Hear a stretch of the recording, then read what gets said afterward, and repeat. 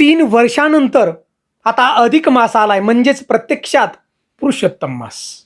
आणि पुरुषोत्तम मास म्हणजे प्रत्यक्षात भगवंत. या पुरुषोत्तम मासामध्ये जे तुम्ही कर्म कराल त्याचं मिळणारं फळ अक्षय बघा.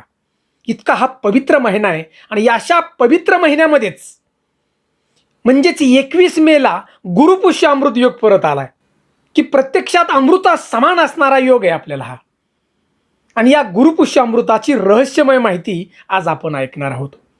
मित्रांनो, सुंदर असा उपाय त्या ठिकाणी आपण ऐकणार आहोत, की तुम्ही कष्ट मेहनत करताय परंतु तुमच्या घरात लक्ष्मी टिकत नाही, पैसा पुरत नाही. तुम्ही शिक्षण देताय मुलांना परंतु मुलं ज्ञान त्या ठिकाणी प्राप्त करत नाही. मित्रांनो, याच्यावरती सुंदर असा उपाय या गुरुपुष्य अमृत योगाच्या दिवशी आपल्याला करायचा आहे. आणि त्यासाठी हा व्हिडिओ शेवटपर्यंत आपण पहा. आणि ओम नमो भगवते वासुदेवाय नम अशी कमेंट आम्हाला जरूर करा. चॅनलवरती प्रथम असाल तर नक्की सबस्क्राईब करा. तर मित्रांनो, 21 मेला गुरुपुष्य अमृत योग आलाय बघा. 27 नक्षत्र आहेत आणि या 27 नक्षत्रांचा राजा मानलं जातं. देवतांचे गुरु बृहस्पती आहेत, की संपूर्ण देवतांचं शिर आणि इंद्रदेवाचं हे शिर बृहस्पती म्हणजेच त्यांच्या गुरुच्या पुढे बघा झुकलं जातंय.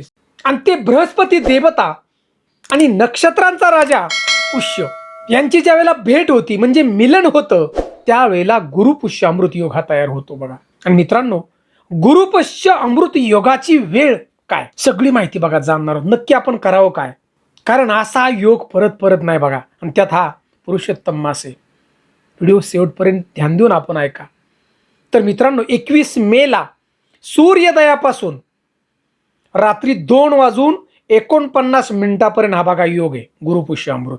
हा पुरुषोत्तम मास आहे, त्यामुळे हा योग अतिशय दुर्लभ आहे बघा. हा जीवनामध्ये कधीतरी येतोय आणि आता आपल्या जीवनात आलाय म्हणजे आपल्याला एक संधी आहे. या ठिकाणी अमृता समा ज्ञान मिळवण्याची संधी आहे आपल्याला. कारण पुढच्या अधिक महिन्यात म्हणजे 3 वर्षांनंतर परत ज्यावेळेला अधिक मास येतो त्यावेळेला हा योग येईलच की नाही असं सांगता येत नाही बघा. त्यामुळं गुरुपुष्य अमृत योगाचा लाभ हा प्रत्येकानं घ्यायला हवा बघा. आता मित्रांनो, हा योग तयार कसा होतो पहा. वेदामध्ये पुष्य नक्षत्राला तिष्य असं म्हटलं जातं बघा. आणि पुष्य नक्षत्र हे तर आपण पाहतो येत राहतं, परंतु पुष्य नक्षत्र हे गुरुवारी ज्या वेळेला येतं म्हणजेच बृहस्पतिवार, ते अत्यंत शक्तिशाली आणि अपार महिमा देणारं ठरतं बघा त्या दिवशी. आणि पुष्य नक्षत्राचा राजा आहे आणि पुष्य नक्षत्राचे स्वामी बृहस्पती आहेत. तर मित्रांनो, पुष्य नक्षत्र आणि स्वामी बृहस्पती ज्यावेळेला दोघांचा संयोग होतो म्हणजे मिलन होतं त्यावेळी हा महायोग तयार होतोय म्हणजे गुरुवारी. आणि त्यालाच आपण गुरुपुष्य अमृत योग म्हणतो. आणि हा योग ज्या वेळेला बनतो त्यावेळी गुरुग्रहाची कृपा सर्वोच्च स्तरावर असते बघा, सर्वोच्च असते कृपा. आणि या दिवशी मिळणारं जे फळ आहे आपल्याला हे अमृतासारखं फळ असतं बघा. एवढंच नाही तर गुरुपुष्य अमृत ह्या योगाला अमृत सिद्ध योग असंही म्हटलं जातं बघा. मार्तंड पुराणात सुद्धा याचं वर्णन आहे. पुष्य म्हणजे पोषण करणारा आणि अमृत म्हणजे अमर. आणि या गुरुपुष्य अमृत योगाच्या दिवशी बघा ध्यान देऊन ऐका. आपण लवकर उठायचे, सकाळी लवकर स्नान वगैरे करायचं, भगवंताचं पूजन करायचं. आपण त्या दिवशी दररोज नेहमीप्रमाणे करतोच, पण त्या दिवशी पूजन करून आपण जप करणं फार महत्वाचं आहे बघा. ओम नमो भगवते वासुदेवाय नम असा जप आपण करत राहा बघा. 1 माळ 2 माळ जेवढं आपल्याला करणं शक्य आहे तेवढं करा. आणि त्याच्यापासून मिळणारं जे फळ आहे हे जन्मोन जन्मी तुम्हाला राहणार आहे बघा. एवढंच नाहीत, कारण गुरुची फार कृपा या दिवशी होती बघा. ज्यांनी अखंड विश्व निर्माण केलं त्या सगळ्या देवतांची गुरु बृहस्पती आहेत. त्यांचं आणि या नक्षत्राचं मिलन आहे बघा गुरुवारी 21 तारीखला. त्यामुळे या दिवशी जेवढं तुम्ही तप करताल, दान एखाद्याला करताल, त्याचं मिळणारं फळ हे जन्मोन जन्म टिकणारं फळ आहे.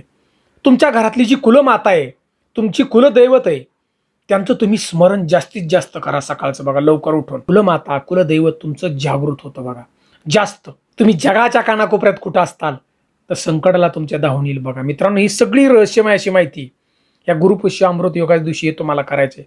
आता शेवटचा मित्रांनो, व्हिडिओच्या पहिलेच मी टायटलमध्ये बोललो की तुम्ही कष्ट मेहनत करताय परंतु काही वेळेला काय होतं बघा, आपल्याला संपत्ती पुरत नाही म्हणजे मिळालेला पगार तो संपून जातो, बरकत येत नाही. त्यामुळे गुरुपुष्य अमृतच्या दिवशी एक काम करायचं आहे बघा. ज्या वेळेला तुम्ही भगवंताचं पूजन करताय तुमच्या घरात तुमच्या मंदिरासमोर, त्यावेळेला मित्रांनो पिंपळ आहे ना, पिंपळाचं एक पान फक्त तोडून आणायचे, स्वच्छ धुवायचं ते पान सुईचं ठेवायचं आणि देवाच्या पुढे ठेवायचं तुमच्या. भगवंताचं चांगलं नामस्मरण करायचं मनापासून, हृदयापासून. कारण ज्यावेळेला तुम्ही भगवंताचं नामस्मरण करता त्यावेळेला लक्ष्मी माता त्या ठिकाणी हजर असते बघा. आणि त्या पिंपळाच्या झाडाच्या पानावरती सुंदर असं एक स्वास्तिक काढायचं फक्त, आणि ते पिंपळाचं पान तुमच्या तिजोरीत ठेवायचं बघा. म्हणजे ज्या ठिकाणी तुम्ही पैसे ठेवता, ज्याच्या त्याच्या परिस्थितीप्रमाणे पैसे ठेवण्याची जागा, त्या ठिकाणी हे पिंपळाचं पान स्वास्तिक काढून त्या ठिकाणी ठेवायचं. मित्रांनो, याच्यामुळं काय होणार, तर तुमच्या घरात येणार जी संपत्ती ती टिकून राहणार आहे बघा. लक्ष्मी माता तुमच्या घरात राहणार, कुठलीही शंका नाही बघा अजिबात, किंवा ही अंधश्रद्धाही नाही. मित्रांनो, गुरुपुष्यामृत योगाच्या दिवशी भगवंताचं नामस्मरण हे काम जरूर करा. आता हे परत पान कधी काढायचं, तर मित्रांनो, ज्यावेळेला परतचा गुरुपुष्यामृत योग येईल त्यावेळेला हे पान काढायचं आणि परत तसंच स्वास्तिक काढून प्रत्येक येणारा गुरुपुष्यामृत योग, मग बघा तुम्ही कष्ट मेहनत करताय ना, एक प्रकारची बरकत तयार होईल. तुमच्या घरातली जी मुलं आहेत ती ज्ञानी बनतील, तुम्ही दिलेलं जे ज्ञान आहे, विचार आहेत ते ग्रहण करतील, कारण गुरुची कृपा त्यांच्यावरती राहणार आहे. म्हणून मित्रांनो, 21 मेला अधिक मास चाललेला आहे, पुरुषोत्तम मास, त्यामुळे ही संधी दवडू नका तुम्ही. ओम नमो भगवते वासुदेवाय नमः असा जप तुम्ही जेवढा करता येईल तेवढा करा, आणि आम्हाला कमेंट सुद्धा तशीच द्या. ओम नमो भगवते वासुदेवाय नमः. रामकृष्ण हरी.